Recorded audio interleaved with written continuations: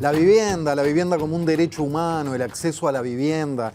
Como decíamos en el comienzo del programa, se trata de un tema que atraviesa los tiempos y va encontrando momentos en que la coyuntura lo vuelve a colocar sobre la mesa para rediscutirlo, pero es una cuestión en la que Uruguay no es original. Digo, la vulneración de este derecho humano tan básico que es el de tener una vivienda buena. Digo porque lo de la vivienda digna, a mí por lo menos ya me quedó viejo, me suena como a poca cosa. Una buena vivienda para vivir bien. Y vaya si FUCBAM tiene tradición en ese camino, en esa búsqueda como organización social. Recibimos ya a Gustavo González, que es el secretario general de FUCBAM. Gustavo, gracias por estar con nosotros. El agradecido soy yo, un gusto estar con ustedes. La coyuntura en este caso es el de la rendición de cuentas. FUCBAM se ha manifestado, declarado en alerta por cambios a la ley de ordenamiento territorial. Ya llegaremos a eso, pero empecemos por estos años, este gobierno, esta gestión.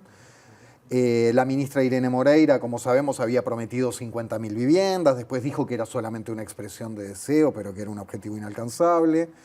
Renunció después por las cuestiones conocidas. Bueno, ¿cómo evalúan el tratamiento que le ha dado este gobierno a la vivienda? Por supuesto, desde el ángulo y el punto de vista de FUCBAM. Bueno, yo voy a dar un dato que nosotros estamos haciendo un pronóstico, que es que el aumento del déficit habitacional al fin de esta administración. Esto por lo siguiente, miren, hay un elemento que es clave, que si el país no cuenta con un Fondo Nacional de Vivienda, porque acá se habla del Fondo Nacional de Vivienda, pero no hay Fondo Nacional de Vivienda. Fondo Nacional de Vivienda fue el del año 68, con un impuesto a los trabajadores, otro a las patronales, que se hacía, se recordarán los que peinan canas, el timbre de vivienda. Entonces, no puede haber política de Estado con partidas presupuestarias, que es lo que hay. En este caso... O sea, dependiendo de la voluntad política de cada gobierno y en cada año. Exacto. Un derecho humano fundamental, como tú decías, no se puede tratar según rendición de cuentas. Tiene que haber una política de Estado. Y para que haya una política de Estado, tiene que haber plata. La vivienda no se puede construir sin plata. En esta rendición de cuentas, el inciso de vivienda va a tener el 0,45 del Producto Bruto Interno.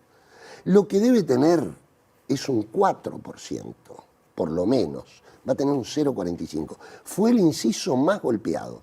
Nosotros comenzamos en marzo del 2020 con un recorte del 15%. Luego se le sumó un 17% con la ley de presupuesto.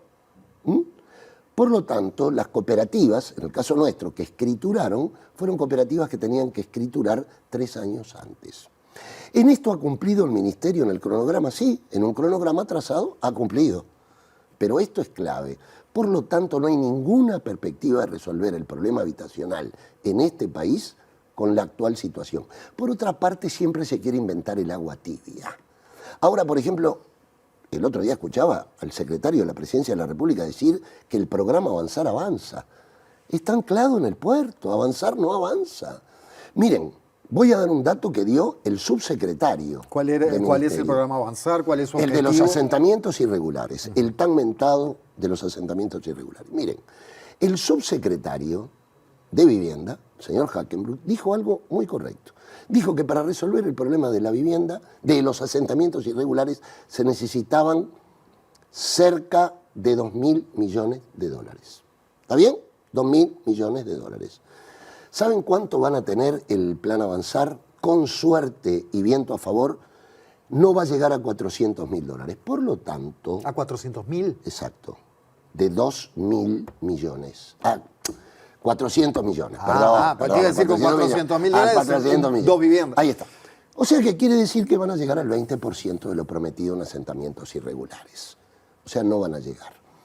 Entonces, en ese marco, increíblemente, a pesar de los pesares, el motor, el programa que más ha construido ha sido la cooperativa de vivienda por ayuda mutua.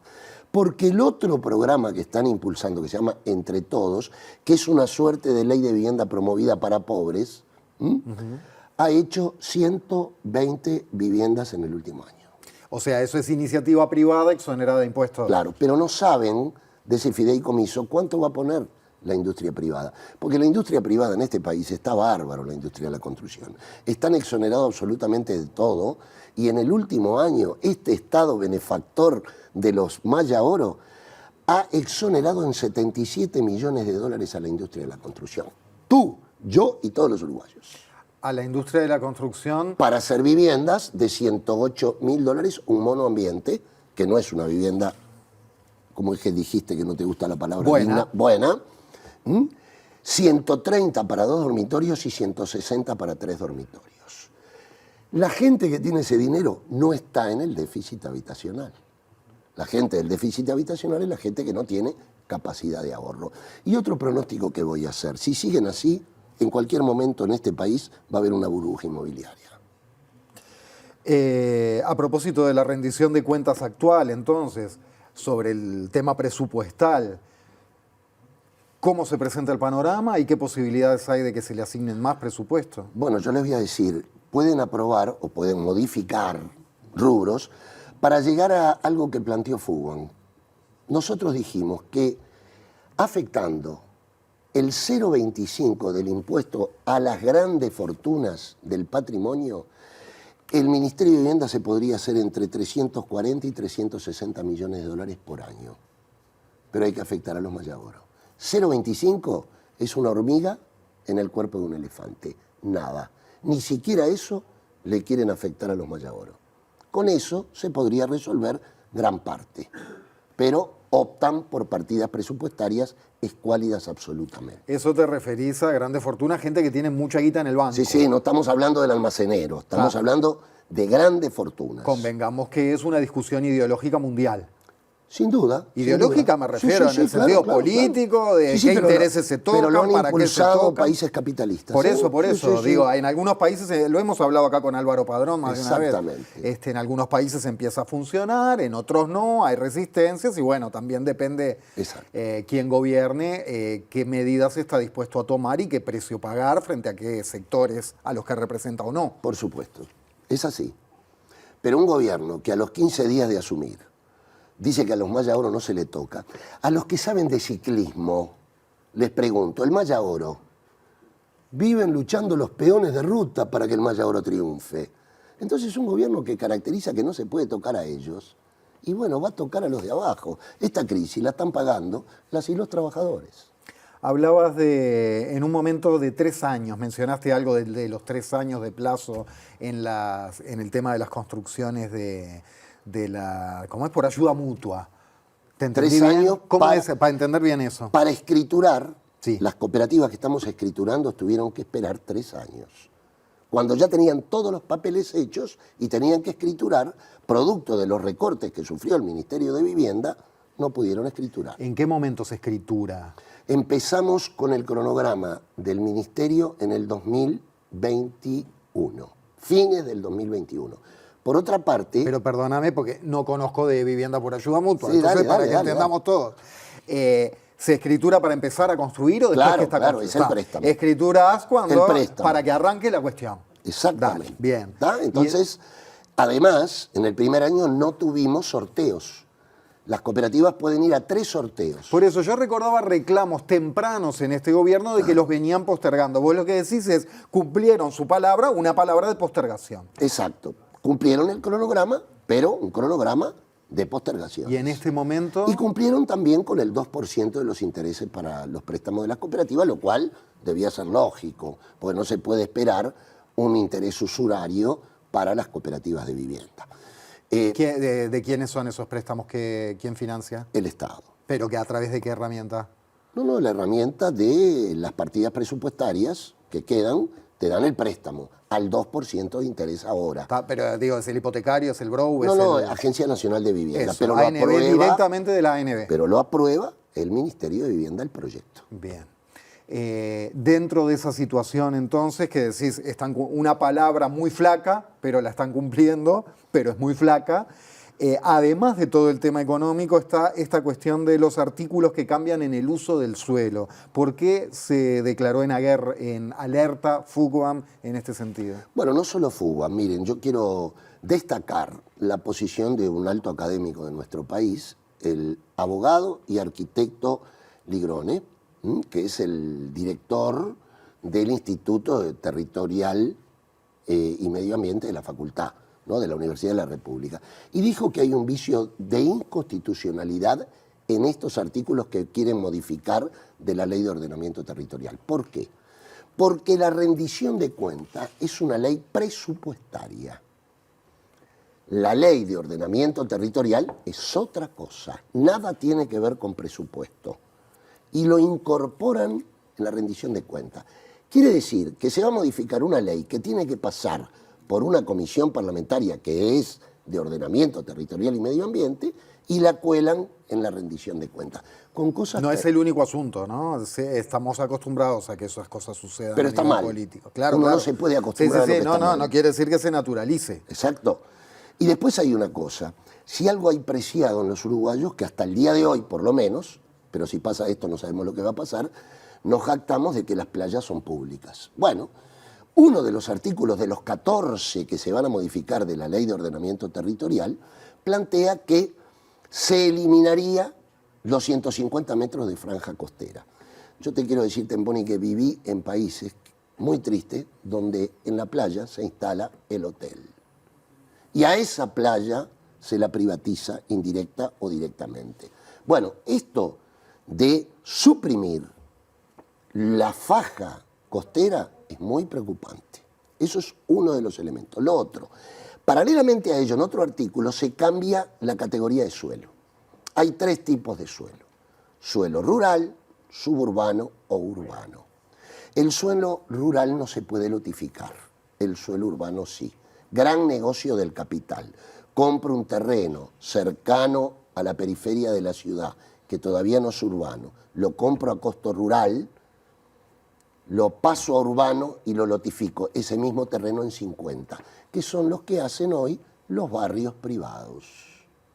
Entonces, acá el argumento que se ha dado es, demora mucho tiempo el pasaje. Bueno, demora mucho tiempo porque es un tema serio. Y hay una ley nacional aprobada por unanimidad que dice todos los pasos que tiene que dar. De pasaje de terreno rural a urbano. Exacto. Para que, digamos, rijan unas reglas de juego o las otras. Exactamente. Ajá. Ahora, esto queda sin efecto, por lo tanto, con que una intendencia declare de interés departamental tal suelo, se pasa directamente a suelo urbano. Lo cual es una barbaridad, porque se ha estudiado muchísimo, hay muchos actores que intervienen, ¿cierto? Las juntas departamentales, los vecinos, el ambiente en derredor de ese terreno. Y además nos vamos quedando sin suelos productivos cercanos a la ciudad, cosas que también son importantes. Y lo peor es que no se puede volver atrás. Después de declarado urbano, fuiste. Este es un gran negocio que está atrás el mercado inmobiliario. Y después hay inconsistencias tales como decir que en suelo inundable, escúchese bien, en suelo inundable se puede construir cualquier tipo de vivienda salvo la que es residencial. ¿Qué quiere decir? ¿Que le van a poder flotadores a las que no son para residencia permanente? Una cosa increíble leer esto. Yo espero que los parlamentarios de este país asuman seriamente esto. Perdón, ¿a qué le llaman residencial? Permanente, residencia permanente. Ajá. Si es permanente, no puede. ¿Y qué es lo que se puede construir entonces? Bueno, esa en es la terrenos pregunta. inundables. Esa es la pregunta. ¿Que una escuela, por ejemplo, no es residencial? Sí, bueno, no es permanente. O otra vivienda que no sé. ¿Cuál es el invento? No se sabe, pero realmente es una inconsistencia total. ¿No es cierto? Porque, ¿ves? No se entiende. Entonces yo le pido a los parlamentarios por lo menos... yo asumo que no entiendo yo porque no soy técnico pero en la materia. Yo tampoco entiendo y no entendió la facultad, tampoco, ¿no? Es decir, la academia. Es decir, es una inconsistencia. Se ve que algo quisieron poner, pero no lo supieron poner. Y después hay otra cuestión que también, que es el artículo 166, que es algo que el Estado no puede delegar. Y voy a explicarlo. Cuando el Estado interviene en una cooperativa, sea de la rama que sea, de vivienda, de producción, del agro, cuando interviene por un problema X, que a nosotros nos parece muy bien que haya controles del Estado, bueno, hay profesionales que auditan, intervienen, contadores, en fin. Bueno, sí, intervenir en el término técnico de una intervención. Exacto. Bueno, hasta el momento, si interviene el Estado, el que paga es el Estado a los honorarios. Esto fue la historia del Estado Nacional. Bueno, ahora el pago de los honorarios a los profesionales pasa a las cooperativas de vivienda. o a las cooperativas de producción, a cualquier cooperativa, sea la rama que sea. Lo cual, el Estado, nosotros lo estamos estudiando con varios abogados y todos nos dicen lo mismo, el Estado no puede delegar el control y tampoco los pagos de dicho control. Imagínense que esto se puede presentar, socios de determinada cooperativa dicen, bueno, nosotros creemos que hay problemas de robo en la cooperativa. Puede ser, ¿no es cierto? Se puede dar. Bueno, muy bien. Ahora con este artículo 166 se pasa inmediatamente a la justicia. El órgano que controla, en nuestro caso el Ministerio de Vivienda, lo pasa a la justicia. Se hace la auditoría, como correspondería, se hace la intervención. Haya habido robo o no haya habido robo, el pago de los honorarios profesionales corren para las cooperativas. En 2 frases, González, que nos vamos. ¿Qué margen ven de que se cambie algo de todo esto que preocupa a Fugan para esta rendición de cuentas? Bueno, la esperanza es fundamental para luchar. Nosotros siempre que salimos a la lucha creemos que hay posibilidades de triunfar. Ya hemos derogado algunos artículos que nos quisieron poner en otras rendiciones y esperamos que varias de estas cosas se puedan resolver. Si no, lamentarán los trabajadores y las trabajadoras porque el déficit habitacional del país continuará. Gustavo González, secretario general de Fugan, muchas gracias por este rato. Gracias a ustedes. Muy bien, y nosotros nos vamos. ¿Ya se viene Línea de 3, Arzola? Se viene Línea de 3, el deporte a TV Ciudad, y nosotros nos volvemos a encontrar el próximo miércoles a las 21 horas aquí en la pantalla de TV Ciudad. Déjame simplemente decir de Línea de 3 para ir adelantando, porque sé que a muchas y muchos les interesa particularmente, además de la actualidad deportiva, de que cambian ciertas reglas de juego, ciertas normativas para las SAD, las Sociedades Anónimas Deportivas. Será uno de los varios temas en que profundizarán nuestros 3 amigos. Gracias por estar como siempre, volvemos el miércoles, que descansen.